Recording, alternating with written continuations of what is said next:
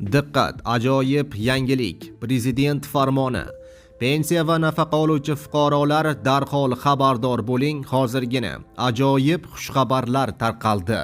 Assalomu alaykum, hurmatli tomoshabinlar. O'zbekiston va jahonda sodir bo'layotgan eng so'nggi va dolzarb xabarlarni o'tkazib yubormaslik uchun hoziroq like bosib kanalimizga obuna bo'lishni unutmang.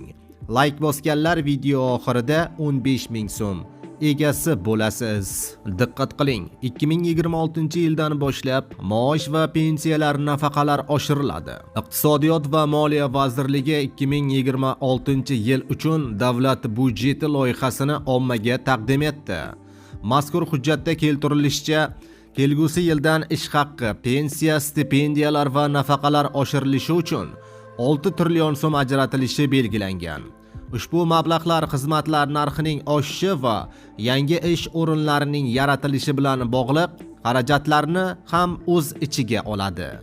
Qonun loyihasida aholi daromadini inflyatsiyadan himoya qilish maqsadida maosh va pensiyalarni inflyatsiya darajasidan yuqori sur'atda oshirish reja qilingan. Prognozlarga ko'ra 2026-yilda mamlakatda inflyatsiya darajasi 7% atrofida oshishi kutilmoqda.